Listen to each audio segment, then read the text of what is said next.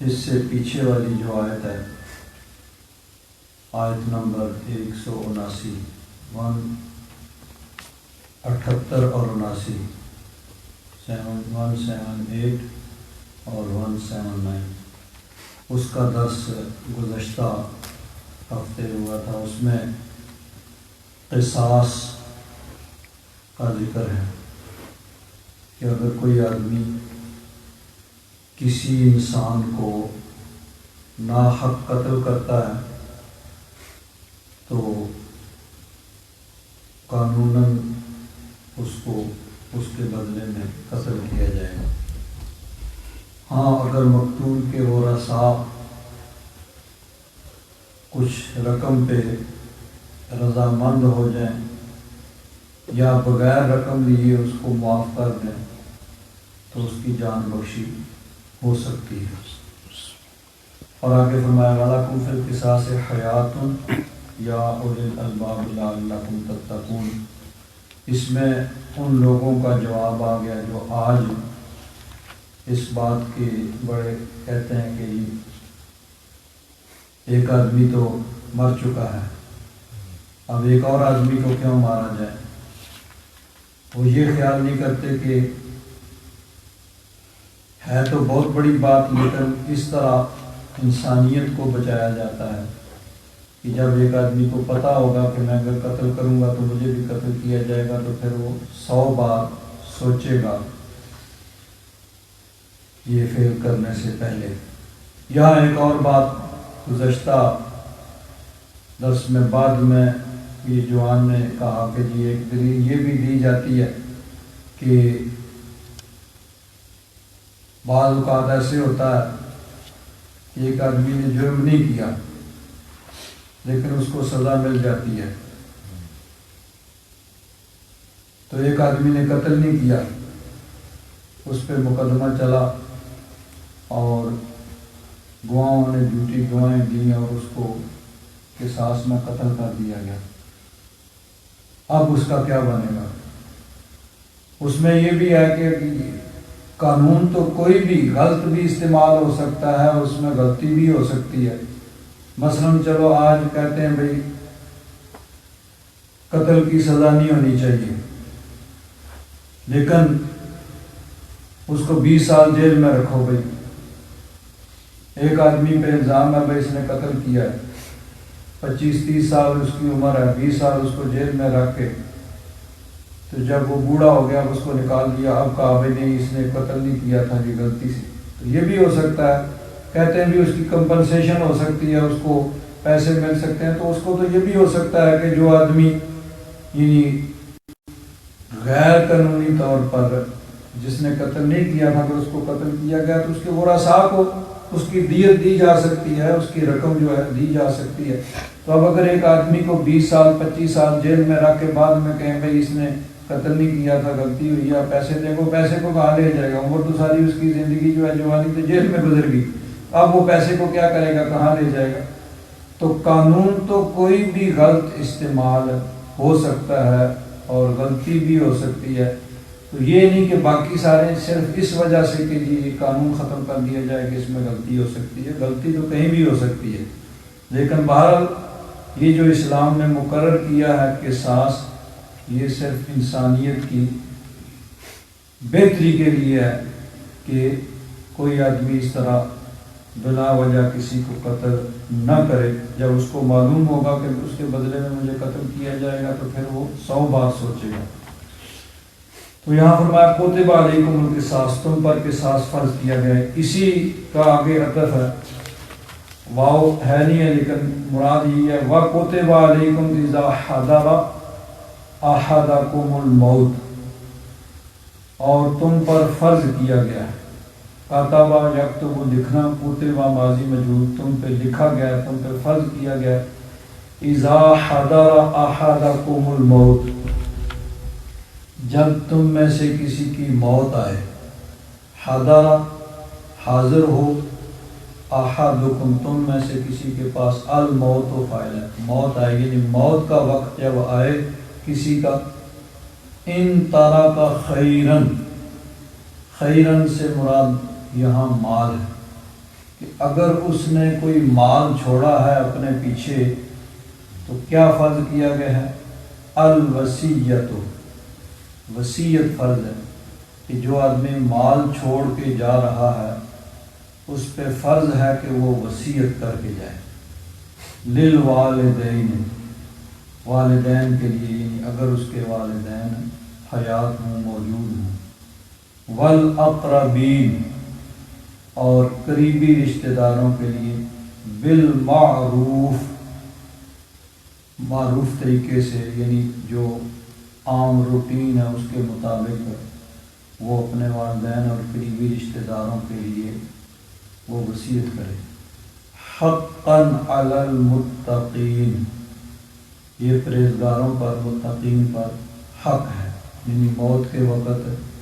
وہ اپنے مال کے بارے میں وصیت کر کے جائے. فَمَن بَدَّلَهُ، پس جس نے اس کو تبدیل کیا، بعد ما سمعہ، اس کو سننے کے بعد، یعنی کسی آدمی نے وصیت کی، اب کوئی آدمی لکھنے والا ہے، سننے والا ہے، اس نے اس میں اپنی مرضی سے چینجنگ کر دی، تبدیلی کر دی. جو اس نے کہا تھا جو فوت ہونے والا ہے وہ نہیں لکھا، کچھ اور لکھ دیا. جو اس نے کہا تھا وہ نہیں، آگے کچھ اور کہا، اس میں کوئی تبدیلی کی. فَإِنَّمَا إِسْمُهُ عَلَى الَّذِينَ يُبَدِّلُونَ، تو اس کا گناہ ان پہ ہے جو اس کو بدلتے ہیں، تبدیل کرتے ہیں، اس میں تبدیلی کرتے ہیں، ان پہ گناہ ہو. ان اللہ سمیع علیم، بے شک اللہ تبارک و تعالیٰ سننے والا، جاننے والا ہے. فَمَنْ خَافَ مِن مُوصٍ جَنَفًا أَوْ إِثْمًا، پس جس کو ڈر ہو وصیت کرنے والے سے. اوصا، یوسی کا معنی ہے وصیت کرنا، تو مکرم مفعل کے وزن پہ موسیٌ اس میں فاعل ہے، اس میں پھر آگے تعلیل ہوئی تو موسن رہ گئے، یعنی وصیت کرنے والا. یا وصیت کرنے والا وہی ہے جس کی موت کا وقت ہے، جو وصیت کر رہا ہے، جس کا مال ہے.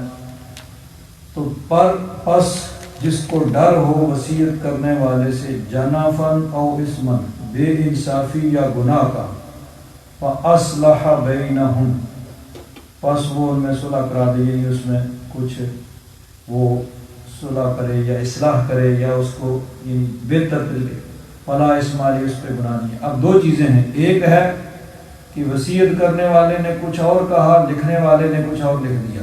اس نے کچھ اور کہا، سننے والے نے آگے کچھ اور کہہ دیا. ایک ہے کہ اس وقت اس کو کہا جائے بھئی یہ نہیں کرو،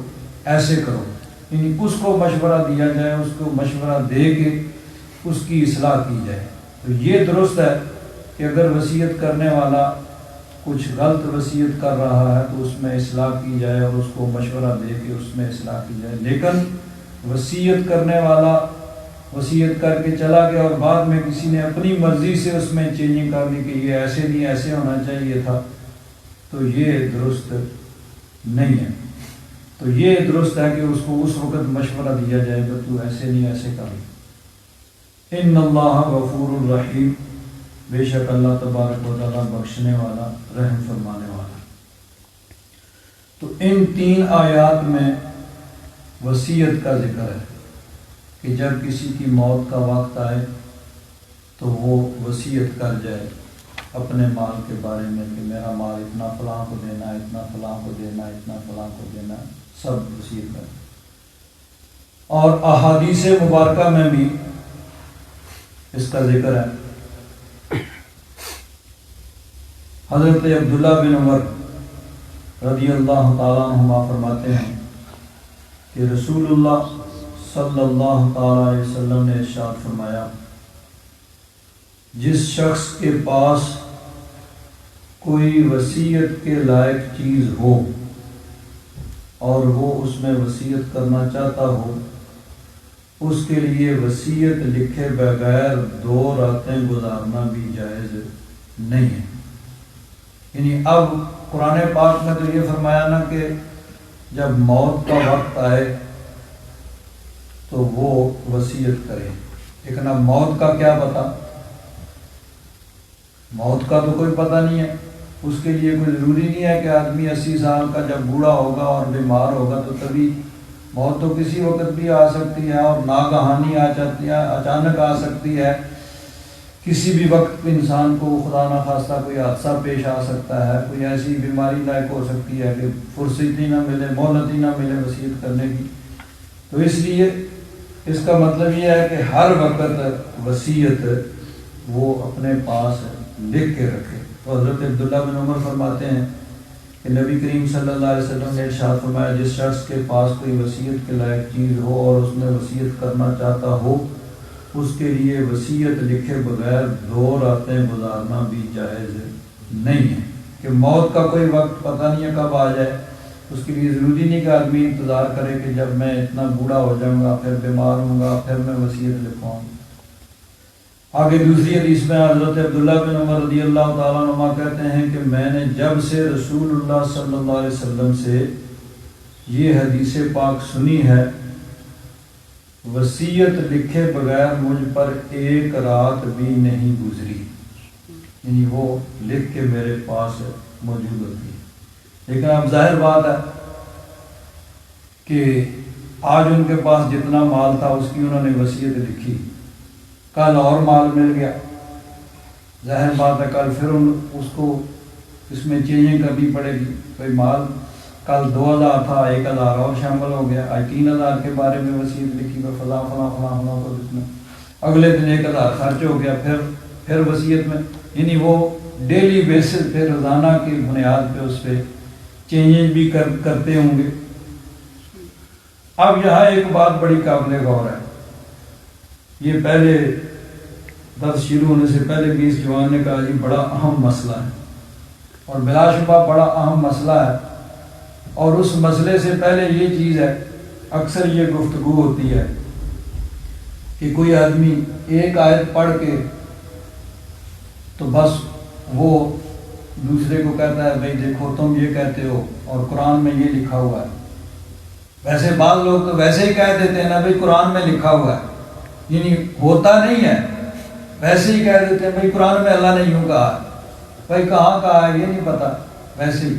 لیکن یہ ہوتا بھی ہے کہ بعض اوقات بھئی قرآن پاک میں اللہ تبارک و تعالیٰ نے یہ کہا تم یہ کہتے ہو، یا بعض اوقات کوئی آدمی کوئی حدیث پڑھتا ہے اور حدیث پڑھنے کے بعد کہتا ہے بھئی دیکھو حدیث میں یہ آتا ہے اور فلاں یوں کہتا ہے فلاں یوں کہتا ہے، یعنی کوئی ایک آیت یا کوئی ایک حدیث پڑھ کے وہ دوسروں پہ اعتراضات کی بوچھاڑ کر دیتے ہیں۔ تو اس کے لیے ضروری ہے کہ قرآن و حدیث کو سمجھنا، اور یہ وہی کر سکتا ہے کہ جس کے پیش نظر سارا قرآن پاک ہو، سارا پڑھا ہو، ترجمے کو تفسیر کو جانتا ہو، ساری احادیث کو جانتا ہو، وہ آدمی فیصلہ کر سکتا ہے۔ اب دیکھیں یہ ان آیات میں اللہ تبارک و تعالیٰ نے فرمایا کہ تم پر وصیت فرض کی گئی ہے، جس کے پاس مال ہے وہ وصیت کرے، اور حضرت عبداللہ بن عمر نے فرمایا کہ حضور نے فرمایا کہ 2 راتیں نہیں گزرنی چاہیے بغیر وصیت کے، اور فرماتے ہیں کہ جب سے میں نے سنا ہے میں وصیت لکھ کے رکھتا ہوں، اور جیسا میں نے کہا کہ پھر وہ روزانہ ان کو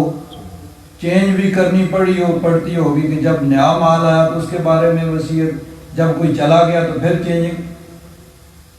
اب یہ اللہ تبارک و تعالیٰ کا فرمان اور نبی کریم صلی اللہ علیہ وسلم کا فرمان حق ہے، لیکن جو سارے قرآن پاک کو جو اچھی طرح سمجھتے ہیں، ساری احادیث کو سمجھتے ہیں،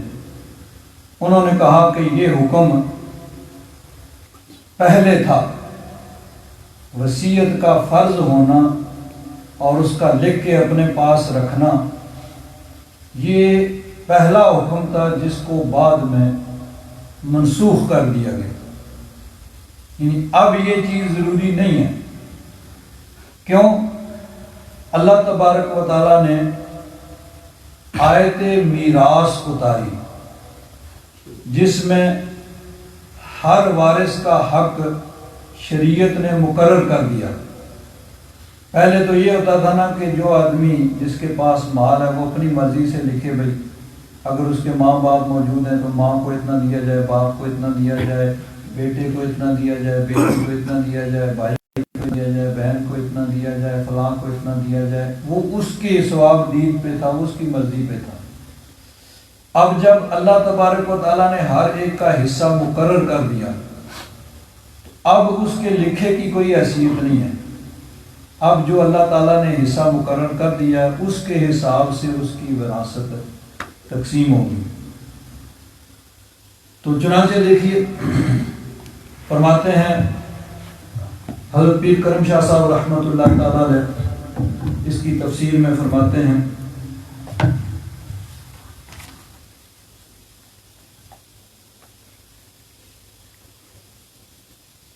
ان آیات کریمہ سے عرب کے ایک اور جاہلانہ رواج میں اصلاح فرمائی۔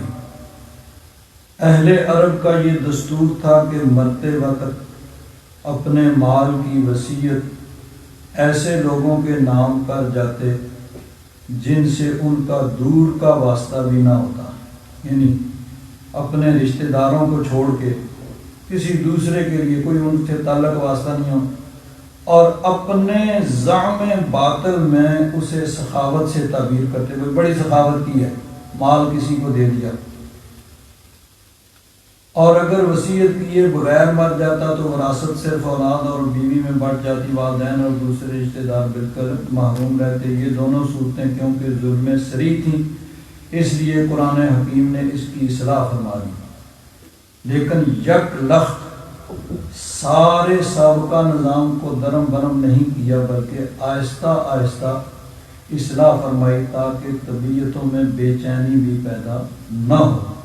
اور اصلاح کا مقصد پورا ہو جائے۔ اس لیے اس سے پہلے کہ وراثت کی تقسیم کا منظم و مکمل قانون نافذ کیا جاتا، انہیں ان آیات میں وصیت کا حکم دیا گیا اور یہ کہا گیا کہ اپنے والدین اور قریبی رشتہ داروں کے لیے وصیت کریں اور ہر ایک کو اس کے حق کے مطابق حصہ لکھ لیں۔ لیکن اتنے اہم کام کو عوام کی مرضی اور صرف ان کے رحم و کرم پر چھوڑا نہیں جا سکتا تھا، اس لیے کچھ مدت کے بعد سورہ النساء میں وراثت کے احکام بالتفصیل بیان فرما دیے۔ حضور نبی کریم صلی اللہ علیہ وسلم نے احکام وصیت اور احکام وراثت کی وضاحت فرماتے ہوئے دو قاعدے بیان فرمائے۔ تو اب پہلے جو ہے عرب کے اندر جو طریقہ رائج تھا اس کی اصلاح، لیکن یہ یوں کہہ لیجیے کہ مرحلہ وار سٹیپ بائی سٹیپ ہوئی۔ پہلے یہ کہا کہ بھئی تم معروف طریقے سے وصیت کرو کہ جو قریبی رشتہ دار ہیں ان کے لیے وصیت کرو۔ بعد میں پھر جب وراثت کے احکام نازل ہو گئے تو اب وہ وصیت کرنا منسوخ ہو گیا۔ تو اب اس کے بارے میں یوں کہا جائے گا کہ یہ آیات ان کا حکم منسوخ ہو چکا ہے۔ بعض آیات جو ہیں ان کی تلاوت بھی منسوخ ہو چکی ہے، یعنی پہلے ان کی تلاوت کی جاتی ہے، بعد میں تلاوت بھی ان کی ختم ہو گئی، اب قرآن پاک میں وہ آیات موجود نہیں ہیں، تو وہ منسوخ التلاوہ اور ان کا حکم بھی منسوخ ہے اور تلاوت بھی منسوخ ہے۔ بعض آیات وہ ہیں کہ جن کا حکم موجود ہے لیکن ان کی تلاوت نہیں کی جاتی، جس طرح مثلا اسلام میں رجم کا حکم ہے کہ جو شادی شدہ بدکاری کرے اس کو رجم کیا جائے۔ یہ آیت پہلے قرآن پاک میں موجود تھی لیکن اس کی تلاوت منسوخ ہو گئی، اس کا حکم باقی ہے۔ اور بہت سی آیات وہ ہیں کہ جن کی تلاوت کی جاتی ہے لیکن ان کا حکم منسوخ ہو چکا، یعنی ان کے بدلے اور حکم آ چکا۔ انہی میں سے یہ ہیں۔ اب ان آیات میں وصیت کی فرضیت اور اس کے احکام بیان ہوئے، لیکن یہ حکم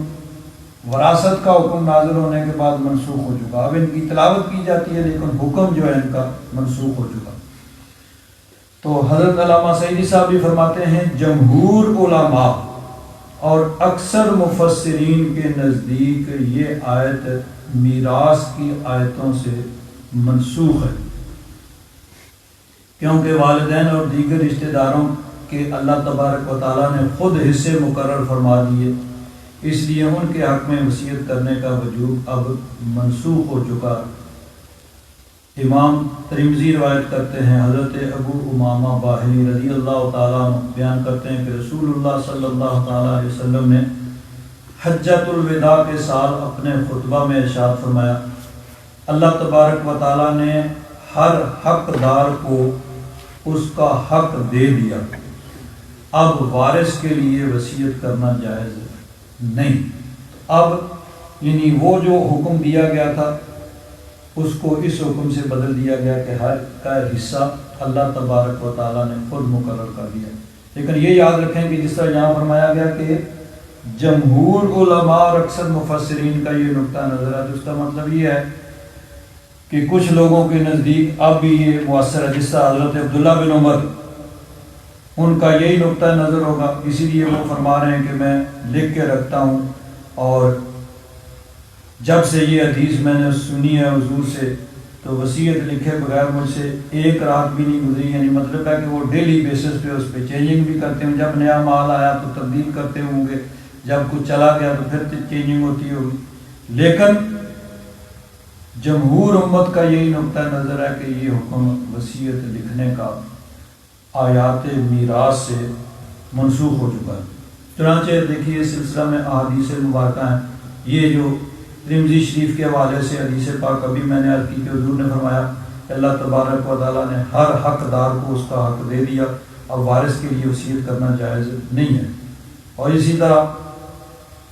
سنن ابو داؤد میں بھی یہی حدیث ہے۔ اس حدیث کی وجہ سے اب ورثاء کے لیے وصیت کرنا جائز نہیں ہے، اور اگر کسی نے وارث کے لیے وصیت کی تو وہ نافذ نہیں ہوگی، اور جو رشتہ دار وارث نہ ہوں ان کے لیے وصیت کر تو سکتے ہیں، لیکن وہ بھی صرف تہائی مال تک نافذ ہوگی۔ یعنی اگر کسی نے وصیت کی ہے تو وہ صرف ایک تہائی مال تک نافذ ہوگی، اس سے زیادہ نہیں۔ وہ اب یہ یاد رکھیں کہ جب کوئی آدمی فوت ہوتا ہے تو اس کے فوت ہونے کے بعد سب سے پہلے تو اس کے جو کفن دفن وغیرہ کے جتنے بھی اخراجات ہیں وہ اس کے مال سے ادا کیے جائیں گے۔ یہاں تو چلو ایک سسٹم ہے کہ ڈیتھ کمیٹیاں ہیں جس کے سب لوگ ممبر ہیں، اور ڈیتھ کمیٹی جو ہے اس کا تمام خرچہ جو ہے وہ اٹھاتی ہے، لیکن بہرحال اگر کہیں یہ نہیں ہے سسٹم تو سب سے پہلے اس کے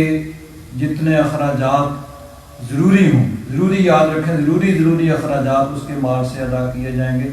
اب یہ ختم وغیرہ کوئی ضروری نہیں ہے، یہ یاد رکھیں کہ ختم یہ ضروری نہیں ہے کہ اس کے لیے کوئی یعنی اس کا ختم پڑھایا جائے، تیجا، ساتواں، 10واں، 40واں، یہ کوئی فرض واجب نہیں ہے، اور یہ میت کے مال سے اس کی اخراجات ادا نہیں کیے جاتے، کیونکہ جیسے ہی کوئی آدمی فوت ہوا اب اس کا مال کچھ نہیں رہا، اب سارا مال ہو گیا وارثوں کا۔ اب وارث اپنی مرضی سے اگر چاہیں تو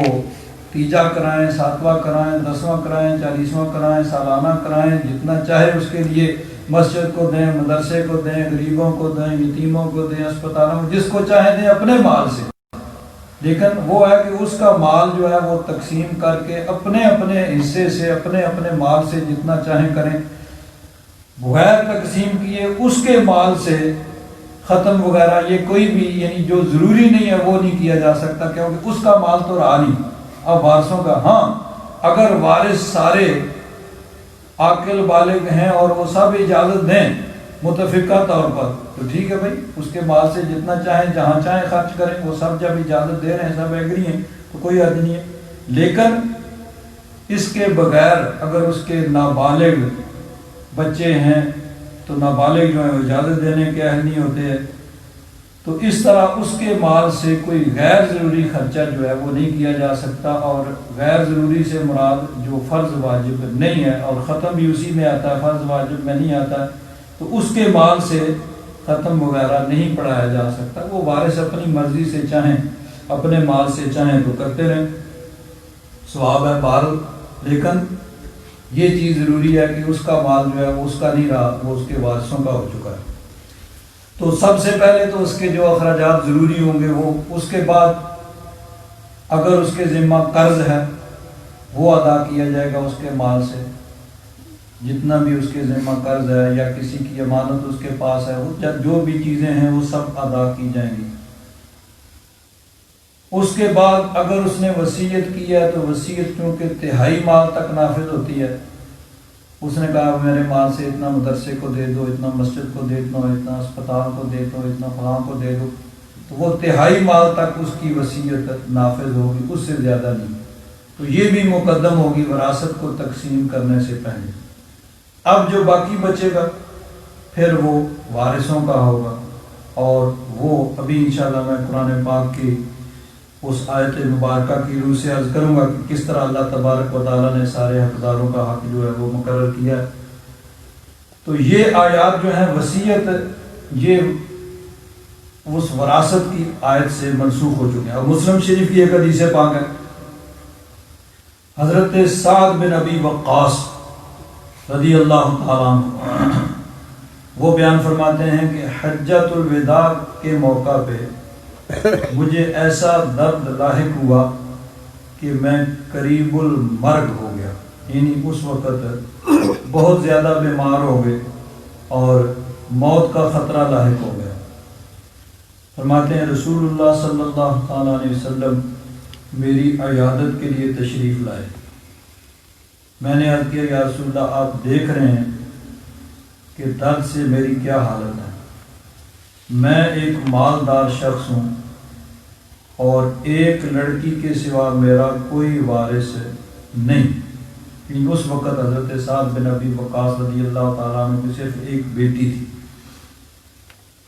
تو فرماتے ہیں میں نے عرض کیا کیا میں 2/3 مال صدقہ کر دوں؟ آپ نے فرمایا نہیں۔ یعنی اپنی زندگی میں یہ یاد رکھیں کہ آدمی وہ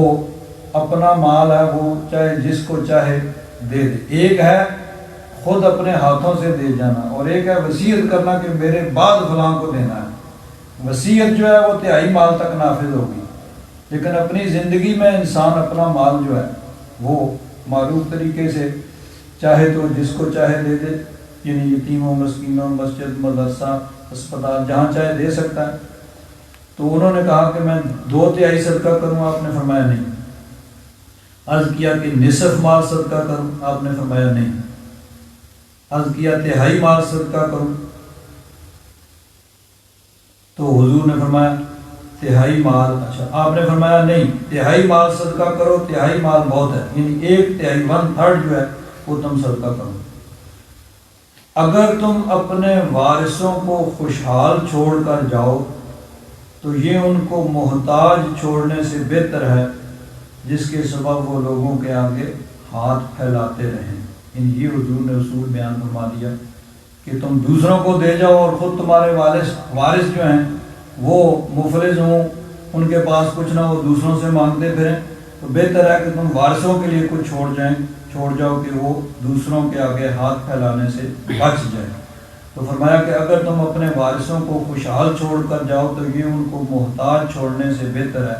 جس کے سبب وہ لوگوں کے آگے ہاتھ پھیلاتے ہیں۔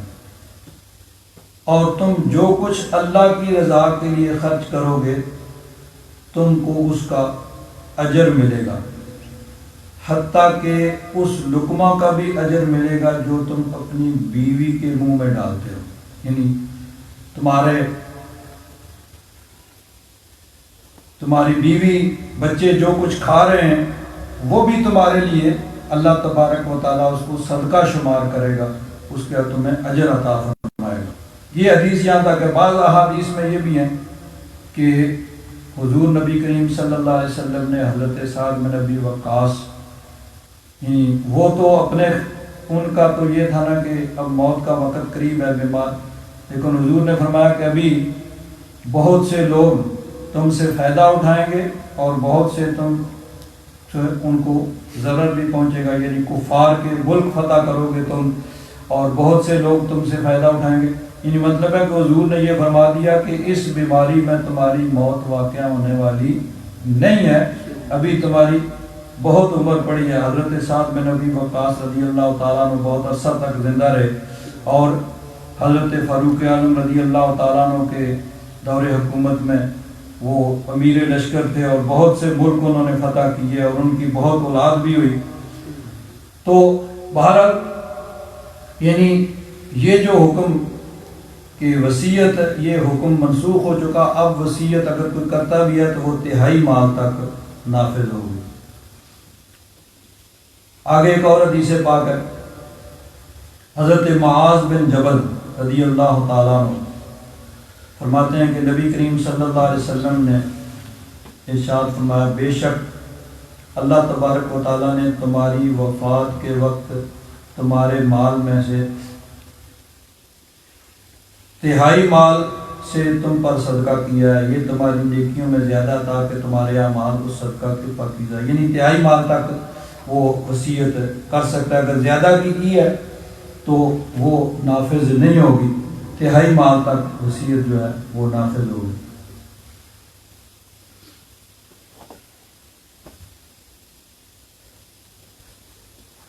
آگے دو اور حدیث پاک ہیں، یہ بھی سن لیں، پھر آگے دوسرے جو وصیت کی وراثت کی جو آیت ہے اس کا میں ترجمہ کروں گا۔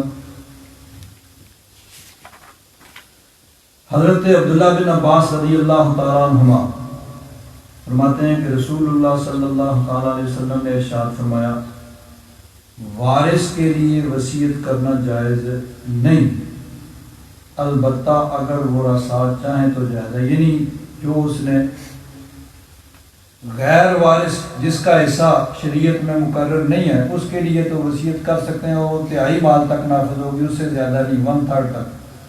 تو جن کا حصہ شریعت نے مقرر کیا ہے ان کے لیے وصیت نہیں کر سکتے۔ یہ یاد رکھیں کہ دو چیزیں ہیں، ایک ہے اپنی زندگی میں دے جانا، وہ اپنی زندگی میں اگر معروف طریقے سے دیتا ہے تو اس میں حرج نہیں ہے، اگر اس میں ظلم کرتا ہے تو وہ درست نہیں ہے، گنہگار ہے۔ لیکن وصیت یہ کہ میرے مرنے کے بعد فلاں کو اتنا دینا، یہ وارث کے لیے وصیت نہیں ہو سکتی، جس کا حصہ شریعت نے مقرر کیا اس کے لیے وہ نہیں ہے۔ ہاں اگر کسی نے کہا کہ میرے فلاں بیٹے کو اتنا دینا، تو اب وہ وارثوں کی اجازت پہ موقوف ہے۔ اگر وہ کہیں ٹھیک ہے ابھی ابا جی نے کہا تھا دے دو اس کو، سارے مل کے متفق ہیں تو جائز ہے، درست ہے، تو یعنی ان کی اجازت پہ پھر موقوف ہوگا اگر وارث کے لیے وصیت کی ہے، کیونکہ وارث جس کا حصہ شریعت میں مقرر ہے اس کے لیے اس میں وصیت نہیں ہو سکتی۔ غیر وارث کے لیے وصیت ہو سکتی ہے لیکن وہ تہائی مال تک نافذ ہوگی۔ ایک اور حدیث پاک حضرت عمر بن خارجہ رضی اللہ تعالیٰ عنہ بیان کرتے ہیں کہ رسول اللہ صلی اللہ علیہ وسلم نے ارشاد فرمایا، وارث کے لیے وصیت کرنا جائز نہیں، البتہ اگر وارث یعنی دوسرے وارث اجازت دیں تو پھر جائز۔ اگر کوئی شخص کسی وارث کو محروم کر دے یا کسی شخص کے لیے اس قدر زیادہ وصیت کرے جس سے دوسرے حقداروں میں کمی ہو تو وہ شخص گناہگار ہوگا۔ حضرت ابو ہریرہ رضی اللہ تعالیٰ عنہ فرماتے ہیں کہ رسول اللہ صلی اللہ علیہ وسلم نے ارشاد فرمایا، ایک مرد اور عورت 60 سال تک اللہ تعالیٰ کی عبادت کرتے رہتے ہیں، پھر ان کو موت آ جاتی ہے اور وہ وصیت میں یعنی کسی کو نقصان پہنچاتے ہیں تو ان کے لیے دوزخ واجب ہو جاتی ہے۔ یعنی اب اس کے دو معنی ہو سکتے ہیں، ایک تو یہ کہ یہ اس کے احکام جو وراثت کے نازل ہونے سے پہلے کا حکم ہے، یا یہ ہے کہ وراثت کے بعد بھی اگر وہ اس طرح وصیت کرتا ہے، اس نیت سے وصیت کرتا ہے کہ وارثوں کو نقصان پہنچانے کے لیے، تو بہرحال وہ گناہگار ہوگا۔ آگے زندگی میں صحت کے وقت صدقہ کرنے میں، موت کے وقت صدقہ کرنے کی وصیت کرنے کی بنسبت بہت زیادہ ثواب، یعنی ایک آدمی اپنی زندگی میں جب کہ اس کے ساتھ ضرورتیں لگی ہوئی ہیں اور اس کو ساری اس وقت وہ صدقہ کرے، اس کا بہت زیادہ ثواب ہے، بجائے اس کے کہ وہ مرنے کے وقت کہے کہ فلاں کو دے دینا، فلاں کو دے دینا۔ ثواب تو ہے لیکن اصل ثواب وہ ہے کہ جو آدمی جب صحت مند ہو اور ضرورتیں اس کے ساتھ ہوں، مجبوریاں ہوں سب طرف، اس وقت جو صدقہ کرے اس کا اصل ثواب ہے۔ حضرت ابو ہریرہ رضی اللہ تعالیٰ عنہ فرماتے ہیں کہ ایک شخص نے رسول اللہ صلی اللہ علیہ وسلم سے پوچھا کہ یا رسول اللہ کون سے صدقے میں زیادہ فضیلت ہے؟ تو حضور نے فرمایا تم اس وقت صدقہ کرو جب کہ تم صحت مند ہو، مال پر حریص ہو، زندگی کی امید ہو اور تنگ دستی کا خوف ہو، یعنی ساری چیزیں ساتھ ہوں۔ اس وقت تم صحت مند ہو، مال کی ضرورت بھی ہے اور تم دیکھ رہے ہو کہ آگے اس چیز کی بھی ضرورت پڑے گی، اس کی بھی ضرورت پڑے گی، اگر مال نہ ہوگا تو یہ ضرورت کیسے پوری ہوگی، یہ ضرورت کیسے پوری، ساری چیزیں ساتھ۔ اور فرمایا صدقہ میں تاخیر نہ کرتے رہو حتیٰ کہ جب موت حلقوم تک پہنچ جائے، یعنی جان یہاں آ کے اٹک جائے، تم کہو یہ چیز فلاں کے لیے، یہ چیز فلاں کو اتنا دے دو، فلاں کو اتنا دے دو۔ حضور نے فرمایا کہ اب تو وہ فلاں کا ہو چکا، پہلے ابھی ٹائم تمہاری جان نکلے گی اور تمہارا مال کسی کا ہو جائے گا، اب تمہارا ہے کیا، قبر میں تو ساتھ کچھ لے کے جا نہیں سکتے۔ تو اس وقت صدقہ کرنا جب آدمی صحت مند و ضرورتیں ساتھ لگی ہوں، وہ اصل یعنی اس کا زیادہ ثواب۔ ایک اور حدیث پاک میں نبی کریم صلی اللہ علیہ وسلم نے ارشاد فرمایا، حضرت ابو سعید خدری رضی اللہ تعالیٰ عنہ روایت کرتے ہیں کہ رسول اللہ صلی اللہ تعالیٰ علیہ وسلم نے ارشاد فرمایا ایک شخص اپنی زندگی میں 1 درہم صدقہ کرے تو وہ موت کے وقت 100 درہم صدقہ کرنے سے بہتر ہے، کہ جب اس کو نظر آ رہا ہے کہ اب تو میری موت کا وقت ہے اور اب تو وہ کسی کا ہو ہی جانا، اس وقت جو صدقہ کر رہا ہے ثواب تو ہے، لیکن جب صحت مند ہے اور زندگی کی امید ہے، تنگ دستی کا خوف ہے، ساری ضرورتیں ساتھ لگی ہوئی ہیں، اس وقت جو صدقہ کرتا ہے اس کا ثواب بہت زیادہ ہے۔ تو بہرحال یہ جو ہے جس میں وصیت کا حکم دیا گیا تھا، یہ حکم وقتی تھا، بعد میں اس کو منسوخ کر دیا گیا۔ چنانچہ دیکھیے قرآن پاک میں تفصیل سے وارثوں کے احکام جو ہیں وہ بیان ہوئے۔ اللہ تبارک و تعالیٰ نے سورہ النساء میں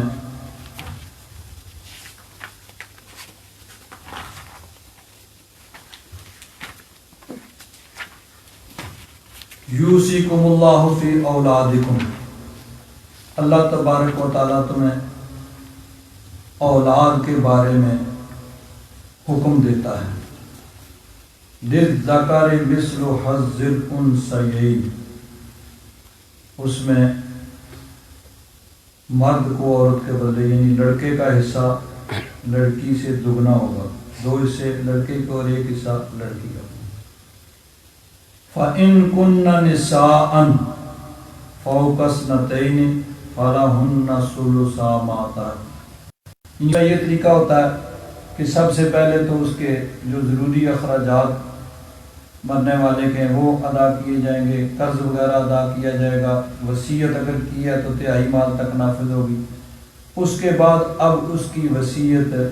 یعنی اس کی وراثت تقسیم ہوگی۔ تقسیم میں سب سے پہلے اگر ماں باپ موجود ہیں تو ان کا حصہ نکالا جائے گا، اور اس کے بارے میں یہاں فرمایا والے ابویہ لکل واحد منہم السدس مما ترک ان کان لہ ولد، یعنی اگر مرنے والے کی اولاد موجود ہے اور ماں باپ بھی موجود ہیں تو ماں باپ کو ہر ایک کو سدس 6واں حصہ ملے گا، یعنی 1/6 ماں کا، لکل واحد منہما، ہر ایک کے لیے سدس یعنی 6واں حصہ ماں کا، 6واں حصہ باپ کا، یعنی اگر 6 لاکھ ہے تو 1 لاکھ ان دونوں کا ہو گیا۔ یعنی یہ ساری چیزیں پہلے جو بیان کی ان کے نکالنے کے بعد اب جو اصل وراثت بچی ہے اس میں سب سے پہلے ماں باپ کا حصہ، اگر دونوں موجود ہیں تو دونوں کو 1/6 ملے گا، 1/6، اور اگر ایک ہے تو اس کا حصہ 1/6 ہوگا۔ اور اس کے بعد پھر اگر اس کی اولاد موجود ہے تو پھر وہ اس کو اسبہ کہا جاتا ہے، وہ سارا یعنی اس کے بیٹوں اور بیٹیوں کا ہوگا کہ ان میں وہ تقسیم ہوگا کہ 1 حصہ بیٹی کا اور 2 سے بیٹے کے، جتنے بھی ہوں ان میں اس کو تقسیم کیا جائے گا۔ اور اگر صرف بیٹیاں ہوں بیٹا نہ ہوں تو پھر اس کی یہ ہے کہ اگر ایک بیٹی ہے وَإِن كَانَتْ وَاحِدَةً فَلَهَا النِّصْفُ، ایک ہی بیٹی ہے تو اس کو آدھا ملے گا، یعنی باقی جو وراثت ملی بچی ہے آدھا اس کا، اور آدھا جو بچا پھر وہ باقی ماں باپ یا باقی ورثاء میں اس کو تقسیم کیا جائے گا۔ اور اگر 2 یا 2 سے زائد ہیں تو پھر 2/3 ان 2 بیٹیوں کا، یعنی صرف بیٹیاں ہیں بیٹے نہیں ہیں، تو 2 ہیں 3 ہیں 4 ہیں 5 ہیں تو 2/3 ان کو ملے گا، 1/3 جو بچ جائے گا پھر وہ لوٹے گا باقی وارثوں کی طرف۔ اس کا مطلب یہ ہے کہ اگر بیٹا ہے ایک ہی ہے تو وہ باقی جتنا بچے گا وہ سارا اس کا حصہ ہوگا، اگر ایک بیٹی ہے تو اس کو آدھا ملے گا ہی نہیں، کیونکہ مرد کا حصہ عورت سے دگنا ہے، تو اگر صرف ایک بیٹی وارث ہے تو اس کو آدھا ملے گا، جتنا بچا ہے باقی پھر باقی وارثوں کی طرف جائے گا، اور بیٹا ہے تو وہ سارا لے جائے گا۔ اور اگر بیٹے اور بیٹیاں ہیں تو پھر اس حساب سے اس کی وراثت تقسیم ہوگی کہ یعنی اگر 2 بیٹیاں اور 1 بیٹا ہے تو 4 حصے کیے جائیں گے، دونوں بیٹیوں کا 1 حصہ اور 2 حصے بیٹے کی، اس طرح اس کی وراثت جو ہے آگے تقسیم ہوگی۔ فَإِن لَّمْ يَكُن لَّهُ وَلَدٌ وَوَرِثَهُ أَبَوَاهُ فَلِأُمِّهِ الثُّلُثُ، اب اگر یعنی اس کی اولاد نہیں ہے، ماں باپ وارث ہوئے ہیں تو ماں کا حصہ ثلث تہائی ہوگا، یعنی پہلے سدس تھا چھٹا حصہ تھا، اب تہائی ہو گیا، 1/3 ماں کا اور باقی 2/3 جو بچا ہے وہ باپ کا ہے، یعنی ماں باپ ہی صرف وارث ہوئے ہیں تو 1/3 ماں کا اور 2/3 باپ کا ہو جائے گا۔ فَإِن كَانَ لَهُ إِخْوَةٌ فَلِأُمِّهِ السُّدُسُ، اب اس میں ایک اور چیز آ گئی کہ اس کے ماں باپ ہیں اور اس کے ساتھ ساتھ اس کے بہن بھائی وہ بھی موجود ہیں، اولاد نہیں ہے تو اب ماں کا حصہ پھر وہی سدس ہو جائے گا، چھٹا حصہ ہوگا، لیکن اب باپ موجود ہے تو باپ کی موجودگی میں بہن بھائی وارث نہیں ہوں گے، یعنی باقی پھر 5/6 جو ہے وہ باپ کو ملے گا۔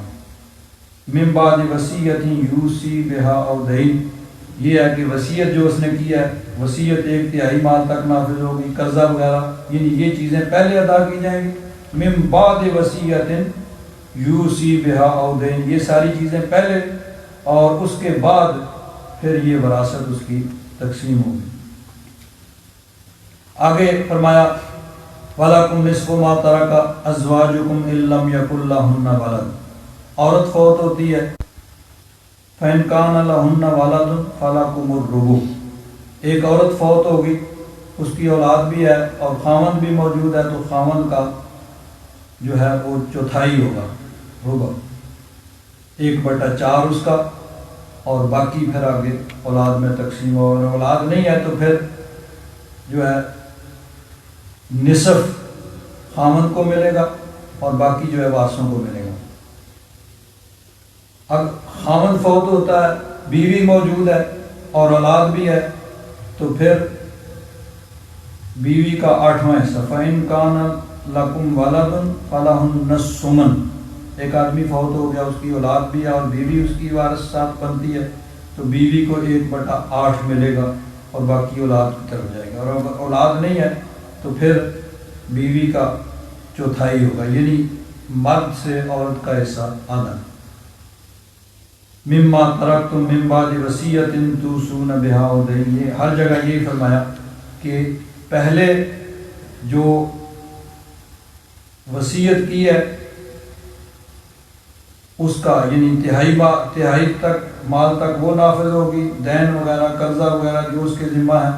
وہ ساری چیزیں ادا کرنے کے بعد اب جو مال بچے گا وہ اس طرح وراثت میں تقسیم ہوگا۔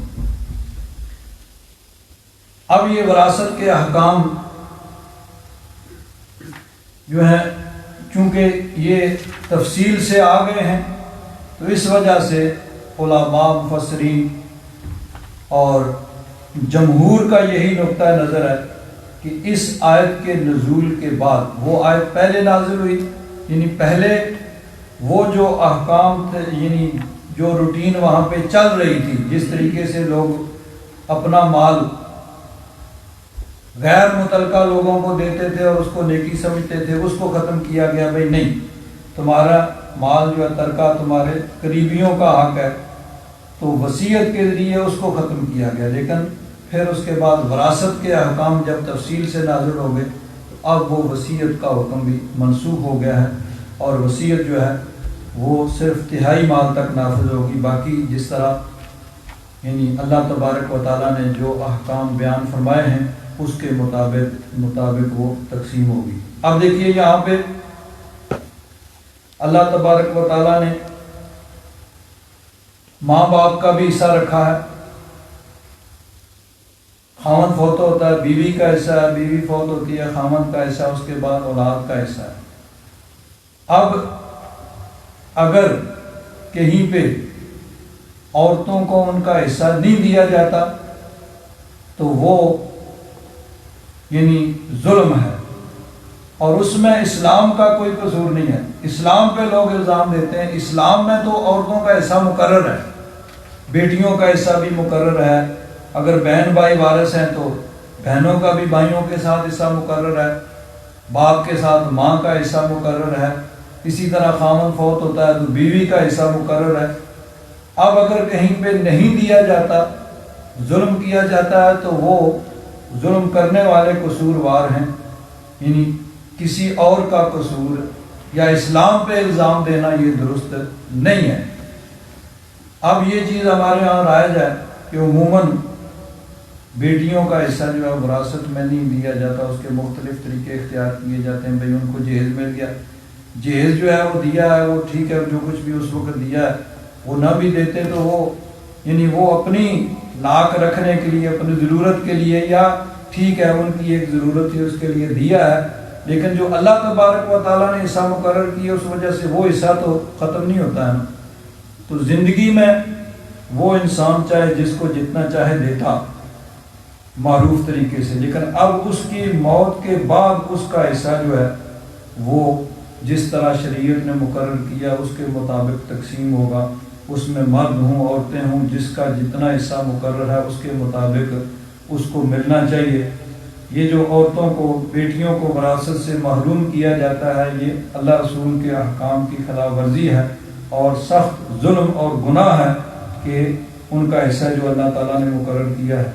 اب عموماً یہ ہوتا ہے کہ ان سے کوئی پوچھتا نہیں ان سے، اور ان سے بالا یا زیادہ سے زیادہ ان سے دستخط کروا لیے جاتے ہیں کہ ٹھیک ہے ہم نے اپنا حصہ دے دیا، اور اگر وہ سائن نہ کریں، حصہ لینے کی کوشش کریں تو پھر ہمیشہ کے لیے لڑائی جھگڑا اور ناراضگی اور بے دخلی ہو جاتی ہے۔ تو یہ چیزیں درست نہیں ہیں۔ اللہ تبارک و تعالیٰ نے ان کا حصہ مقرر کیا، ان کا حصہ ان کو ملنا چاہیے۔ اگر کوئی ہیلے بہانے سے مختلف طریقوں سے بھی ان کو ان کے حصے سے محروم کرتا ہے تو یہ ظلم ہے، جس کی یعنی اللہ تبارک و تعالیٰ کی بارگاہ میں باز پرس ہوگی، اور وہاں جا کے اس کا یعنی بڑا سخت جو ہے وہ سوال اور اس کا جواب پھر دینا پڑے گا۔ حضرت پیر کرم شاہ صاحب رحمۃ اللہ تعالیٰ علیہ اس آیت مبارکہ کے آخر میں لکھتے ہیں، شریعت اسلامیہ کا یہ حکم ہے کہ جب کوئی شخص فوت ہو جائے تو تجہیز و تکفین کے بعد سب سے پہلے اس کا قرض ادا کیا جائے، یعنی اگر اس کے ذمہ قرض ہے تو وہ قرض ادا کرے۔ اب یہاں پہ بعض علماء نے یہ بھی لکھا ہے کہ اس کو وصیت کرنی چاہیے، اور وصیت میں مختلف یعنی یہاں حضرت علامہ سعیدی صاحب نے اس کی 7 یعنی قسمیں لکھی ہیں۔ ایک قسم فرض، پھر واجب، پھر مستحب، مباح، مکروہ تنزیہی، مکروہ تحریمی اور حرام۔ تو فرض جو ہے اس میں ایک تو یہ ہے کہ وہ اس پہ جو قرض وغیرہ ہے وہ اس کے لیے بتا کے جائے، مثلا قرض ہے کسی کو علم نہیں ہے تو وہ بتا کے جائے کہ فلاں کا اتنا دینا ہے، فلاں کا اتنا دینا ہے، تاکہ اس کے قرض ادا کیے جائے۔ اس میں ایک اور صورت بھی ہے کہ اگر اس نے اپنی زندگی میں زکوٰۃ ادا نہیں کی تو اب وہ وصیت کرے بھئی میرے مال سے اتنی زکوٰۃ میری رہتی ہے وہ ادا کی جائے۔ حج نہیں کیا، حج کے لیے کہ بھئی میرے مال سے حج کروایا جائے، یا نماز اور روزہ اس کے بھی یعنی اس کے مرنے کے بعد فدیہ ادا ہو سکتا ہے۔ تو لیکن یہ چیزیں جو ہیں یہ پھر تہائی میں آئیں گی۔ اس نے کہا اتنی زکوٰۃ میری رہتی ہے وہ ادا کی جائے۔ اپنی زندگی میں اس کو ادا کرنی چاہیے تھی، اس نے نہیں ادا کی۔ اب جب مر گیا تو اب وصیت صرف تہائی مال تک نافذ ہو سکتی ہے۔ تہائی مال تک جتنی ادا ہو جائے گی وہ تو ضروری ہے۔ اب اس سے زیادہ تہائی مال سے اس کی زکوٰۃ جتنی اس نے کہا 10 لاکھ میری زکوٰۃ رہتی ہے وہ ادا کرو، اور تہائی مال جو ہے وہ 5 لاکھ بنا۔ تو اب 5 لاکھ وارث اپنی مرضی سے چاہیں تو وہ ادا کریں، یہ سب متفق ہوں تو اس کی طرف سے ادا کریں، نہیں ادا کریں گے تو وارث تو اپنا مال جو ہے وہ لے کے موج کریں گے، اور اس کو جو ہے قبر میں اور میدان حشر میں اس کو پکڑ ہوگی، ہاں بھائی دنیا میں تو نے اتنا مال جمع کیا تھا، اتنی تیری زکوٰۃ بنتی تھی اور تو نے زکوٰۃ ادا نہیں کی، جن کے لیے تو نے یہ سارا جمع کیا تھا انہوں نے تو موج کی، لیکن تو اب جواب دے تو نے یہ کیوں نہیں اللہ کا فرض ادا کیا۔ تو یہ جو ہے یعنی وہ وصیت تہائی مال تک نافذ ہوگی۔ اگر اس نے زکوٰۃ کے بارے میں بھی کہا میری اتنی زکوٰۃ رہتی ہے میرے بعد ادا کر دینا، تو اب وہ چونکہ مر گیا وہ مال ہو گیا وارثوں کا، تو اب وصیت صرف تہائی مال تک نافذ ہوگی۔ اس کے آگے اگر وارث سارے متفق ہو کے چاہیں تو وہ ادا کر سکتے ہیں، ورنہ وارث تو موج کریں گے اور وہ وہاں پہ پکڑا جائے گا۔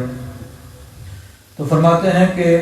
تجہیز و تکفین یعنی اس کے کفن دفن کا جو ضروری اخراجات ہیں سب سے پہلے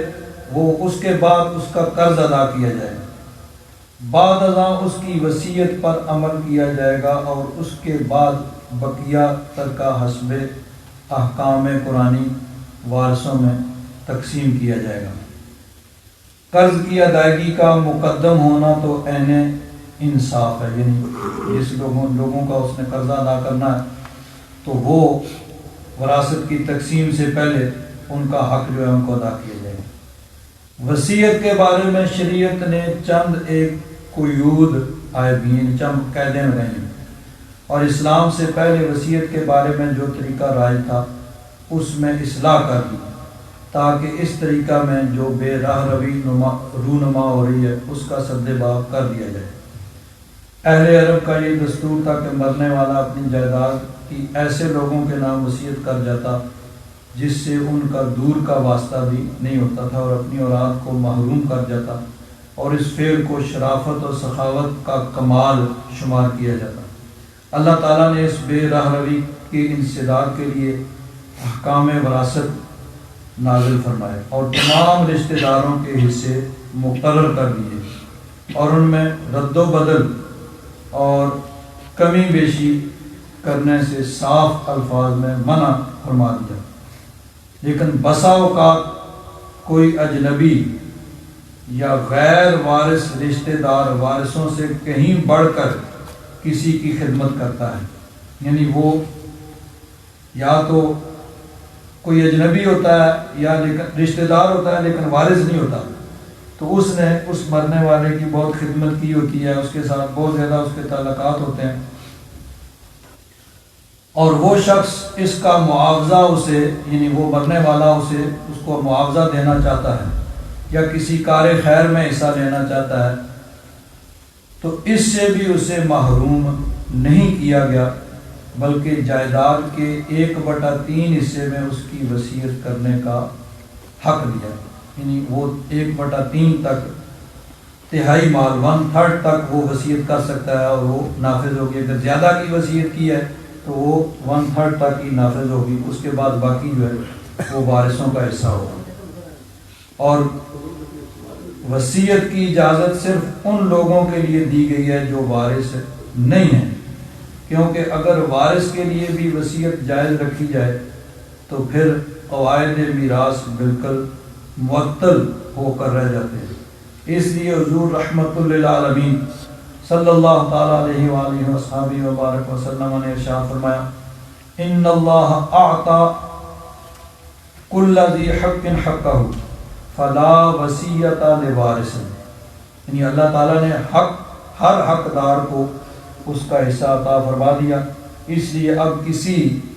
وارث کے لیے وصیت کی اجازت نہیں۔ بعض لوگ وارث کو وصیت سے محروم کرنے اور وصیت کو 1/3 تک محدود کرنے پر بڑے برافروختہ ہوتے ہیں، یعنی اس پہ اعتراض کرتے ہیں۔ کاش وہ اسلام کے حکیمانہ نظام میں غور کریں۔ تو بہرحال ایک چیز تو یہ کہ وصیت، یہ وارث کے احکام تفصیل سے وراثت کے نازل ہو گئے، تو وراثت کے احکام نازل ہونے کے بعد یہ جو حکم ہے وصیت کرنے کا یہ منسوخ ہو چکا۔ اب وصیت کرنا ضروری نہیں ہے، اگر کوئی وصیت کرتا ہے تو اس کی وصیت بھی تہائی مال تک نافذ ہو۔ وراثت کے بارے میں ایک بڑی اہم بات جس پہ عموماً گفتگو کی جاتی ہے کہ ایک آدمی فوت ہو گیا، اس کے وارث اس کے بیٹے بیٹیاں ہیں، اب اس کی زندگی میں اس کا ایک بیٹا فوت ہو چکا، اس فوت ہونے والے بیٹے کی آگے اولاد ہے۔ اب جب وہ آدمی فوت ہوتا ہے تو اس کی وراثت تقسیم ہوتی ہے تو صرف ان کو ملتی ہے جو بیٹے بیٹیاں موجود ہیں۔ یہ یعنی وراثت کے شریعت کا حکم ہے کہ جب کوئی آدمی فوت ہوتا ہے تو جو وارث اس وقت موجود ہیں ان کو وراثت میں حصہ ملے گا۔ اب جو بیٹا اس کا پہلے اس سے باپ سے پہلے فوت ہو گیا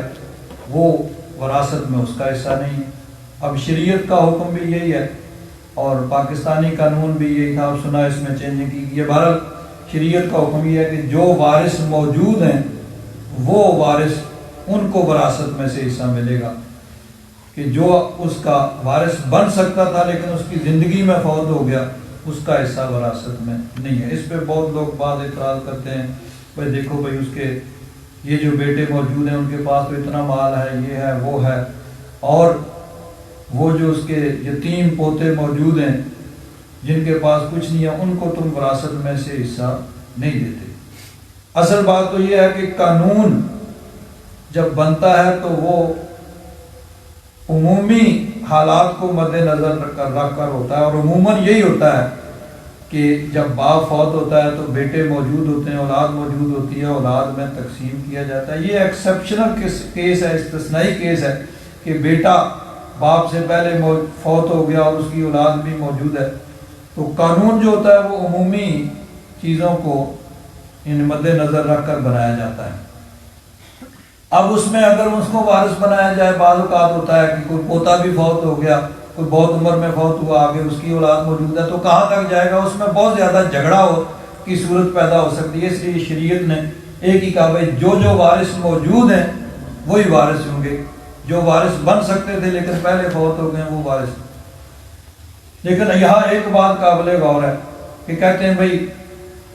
پوتے جو ہیں وہ ضرورت مند ہیں ان کو حصہ نہیں دیا جاتا، یہ قانون درست نہیں ہے۔ تو جو آدمی فوت ہوا ہے اس کو نہیں نظر آ رہا تھا کہ اس کے پوتے جو ہیں ضرورت مند ہیں، اس نے اپنی زندگی میں کیوں نہیں ان کو دے دیا؟ وہ چاہے جتنا ان کو دے دیتا، کوئی روکنے والا تھا؟ اب دادا سے زیادہ تو یتیم پوتے کا کوئی مطلب ہمدرد نہیں ہو سکتا نا، تو جب اس نے نہیں دیا تو اس پہ اعتراض کرو بھائی، شریعت پہ اعتراض یا قانون پہ اعتراض کرنے کی بجائے وہ جو دیکھ رہا تھا کہ میرے پوتے یتیم ہیں، ضرورت مند ہیں، تو کیوں نہیں اس نے دیا؟ کسی نے اس کا ہاتھ تو نہیں پکڑا، وہ سب کر سکتا تھا۔ تو جب اس نے نہیں دیا اس سے زیادہ تو کوئی امداد نہیں ہو سکتا۔ لیکن قانون جو ہوتا ہے وہ عمومی حالات کو دیکھ کے مقرر کیا جاتا ہے، اور عموماً یہی ہوتا ہے کہ باپ جب فوت ہوتا ہے تو اولاد اس کی موجود ہوتی ہے، وہی وارث ہوتی ہے۔ اب یہ ایکسیپشنل کیس ہے، اس میں اگر زیادہ آگے جائیں گے تو پھر بہت زیادہ جھگڑے کی صورت جو ہے وہ اپنے پوتے پوتیوں کے لیے وصیت تو کر سکتا ہے، یا تو اگر وصیت کی ہے تو وہ بھی تہائی مال تک نافذ ہوگی، اگر اس نے وہ بھی نہیں کی ہے تک نافذ ہو سکتی ہے، وہ بھی نہیں کی ہے تو اس سے زیادہ تو امداد کوئی نہیں ہو سکتا نا۔ قانون تو جو ہوتا ہے وہ عمومی حالات کو مد نظر رکھ کر بنایا جاتا ہے۔ بہرحال اگر اس کے وارث جو ہیں اس کے بیٹے بیٹیاں، ظاہر بات ہے کہ وہ جو یتیم بچے ہیں ان کے چچا ہیں پھوپھیاں ہیں جو اصل وارث بنتے ہیں جو مال، تو ان سے زیادہ تو ہمدرد کوئی نہیں نا، وہ چاہیں تو وہ سارا ان کو دے دیں، اگر ان کو ضرورت ان کے پاس مال و دولت ہے تو وہ ان کو تھوڑا دیں زیادہ دیں جتنا چاہیں دے سکتے ہیں، اور اگر دادا نے نہیں دیا ہے اور چچا اور پھوپھیاں نہیں دے رہے ہیں تو وہ دوسرا جو ہے وہ اس کا زیادہ ہمدرد ہے۔ ایک چھوٹا ہے آنکھ دا مسئلہ ہے جڑا اولاد چو کسی نو آنکھ کر دیتا جاتا ہے، میرا خیال ہے شرعی اعتبار سے تو یہ بالکل کلیئر ہے کہ وہ نہیں، وہ نہیں ہو سکتا ہے، جس طرح اخبار میں دے دیتا ہے فلاں کو میں نے آگ کر دیا ہے، تو جب وہ آدمی مر ہو گیا تو اب اس کے تو اختیار میں تو ہے ہی کچھ نہیں، وہ وراثت ہے، اور وراثت جو ہے اس میں کوئی حیثیت نہیں ہے کہ فلاں کو آگ کیا۔ ہاں جی، یہ نہیں ہے کہ فلاں کو آگ کر دیا تو اس کو وراثت میں حصہ نہیں ملے گا، قانوناً سب کا حصہ ہے۔ تو اب وہ زندگی میں اس نے کہا جی فلاں کو آگ کر دیا ہے، اس کا وراثت میں حصہ نہیں ہے، تو وہ مرنے کے بعد اس کے پاس کوئی اختیار نہیں ہے، وہ قانون کے مطابق تقسیم ہوگا، اور جو بھی اس کے یعنی بیٹے اور بیٹیاں ہیں وہ قانون کے مطابق اس کو ملے گا۔ اب وہ اس کے کہنے کے مطابق نہیں ہوگا، یہ جو آپ کرتے ہیں اس کی کوئی شرعی حیثیت قانونی حیثیت نہیں۔ الحمدللہ رب العالمین والصلاۃ والسلام علی حبیبی سیدنا و مولانا محمد وعلی آلہ واصحابہ اجمعین۔ اللہم انک عفو کریم تحب العفو فاعف عنا یا غفور یا غفور یا غفور۔ صلی اللہ تعالی علی حبیبہ سیدنا و مولانا محمد وعلی آلہ واصحابہ اجمعین برحمتک۔